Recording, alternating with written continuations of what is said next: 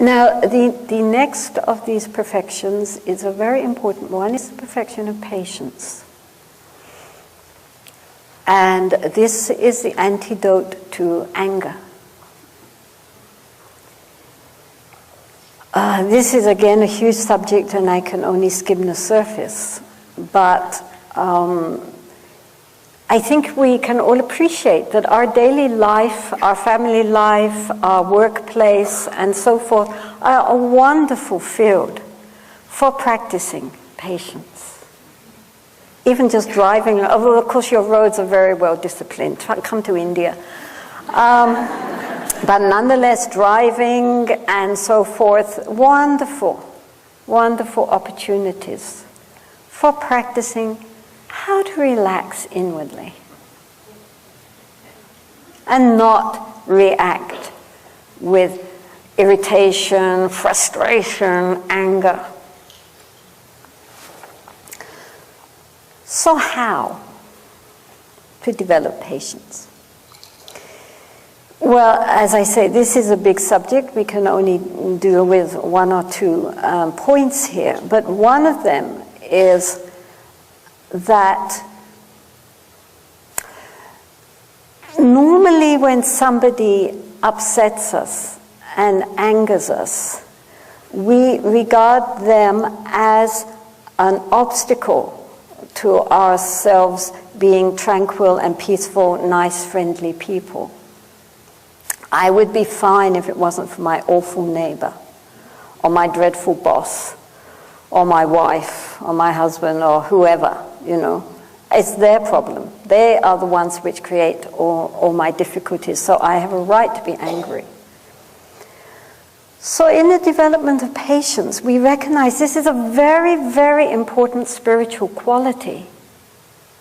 Not to react with anger in the face of something which we regard as being antagonistic.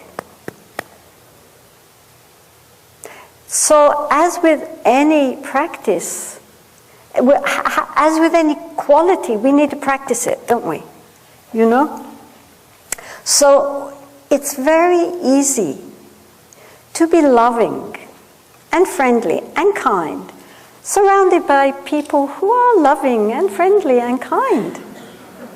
I mean, for example, here everybody's so sweet and everybody's smiling and bending over backwards to be helpful and kind. And this is wonderful. But it can lull one into a false sense of complacency, that one, therefore, is also loving and friendly and kind under all circumstances because one only meets with that. So, therefore, in order to really practice, we need people who are obnoxious.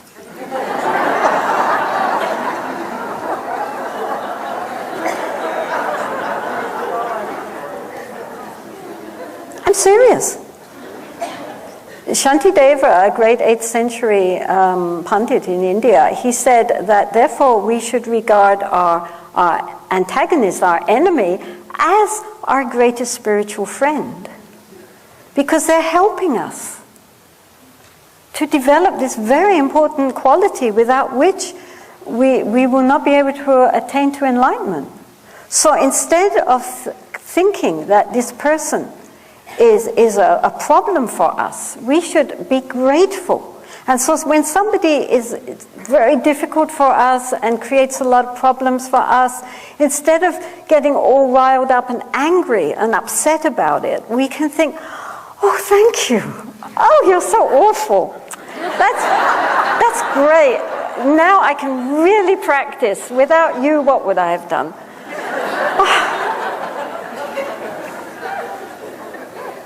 And then that transforms the whole situation. Now, of course, this does not mean that if we are in a heavily abusive situation, we just sit down and say, hit me harder.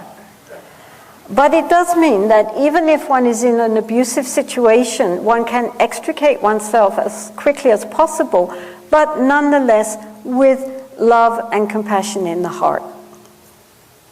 The Buddha said that hatred does not cease with hatred. Hatred ceases with non-hatred, in other words, with love. And if someone is difficult to us and in return we get angry and frustrated, we've doubled the problem.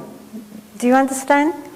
Like if somebody does something to us, cheats us or is difficult with us, and then we feel all this anger and frustration and bitterness in our heart, then we are torturing ourselves, right? It's not affecting that person. They're fine. We are only doing to ourselves what our worst enemy would wish for us, right? So we're giving ourselves a double dose. Whereas if we take that and transform it into an opportunity to develop and to go forward, then nothing can harm us. It's part of our spiritual development. And this is not just with people, but also with circumstances. Everybody now is beginning to understand that difficult circumstances are actually our greatest opportunities to grow. This doesn't mean that we have to manufacture difficulties and obnoxious people. Sit there, they will come.